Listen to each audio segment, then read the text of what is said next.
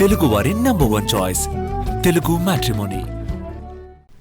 AP liquor scam case దర్యాప్తును నెల రోజుల్లో ముగించే ఆలోచనలో ఉంది సిట్. 30 రోజుల్లో దర్యాప్తు పూర్తి చేయాలని టార్గెట్ పెట్టుకుంది. కేసులో కొందరు నిందితులు అప్రూవర్లుగా మారడంతో వారి సాక్ష్యాల ఆధారంగా కేసును కొలికి తెచ్చే యోచనలో ఉంది. 2019 నుంచి 2024 మధ్యలో పుట్టుకొచ్చిన డిస్టిలరీస్పై మాత్రమే చర్యలుంటాయని భావిస్తున్నారు. షెల్ కంపెనీల లావాదేవీలపై గుర్తించే పనిలో సిట్ నిమగ్నమైంది. కేసులో 300 నుంచి 500 కోట్ల ఆస్తులను అటాచ్మెంట్ చేసే దిశగా సిట్ దర్యాప్తు సాగుతోంది. ఇప్పటికే 2 ఛార్జ్షీట్లు దాఖలు చేసిన సిట్ మరో ఛార్జ్షీట్తో దర్యాప్తును పూర్తి చేయాలని భావిస్తోంది. ప్రస్తుతం ఈ కేసులో 48 మందిని నిందితులుగా చేర్చింది.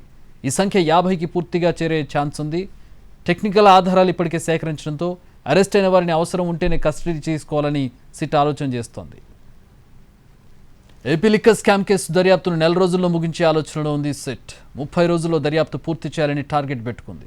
కేసులో కొందరు నిందితులు అప్రూవర్లుగా మారడంతో వారి సాక్ష్యాల ఆధారంగా కేసును కొలికి తెచ్చే యోచనలో ఉంది. 2019 నుంచి 2024 మధ్యలో పుట్టుకొచ్చిన డిస్టిలరీస్పై మాత్రమే చర్యలుంటాయని భావిస్తున్నారు. షెల్ కంపెనీల లావాదేవీలపై గుర్తించే పనిలో సిట్ నిమగ్నమైంది. కేసులో 300 నుంచి 500 కోట్ల ఆస్తులను అటాచ్మెంట్ చేసే దిశగా సిట్ దర్యాప్తు సాగుతోంది. ఇప్పటికే 2 ఛార్జ్షీట్లు దాఖలు చేసిన సిట్ మరో ఛార్జ్షీట్తో దర్యాప్తును పూర్తి చేయాలని భావిస్తోంది.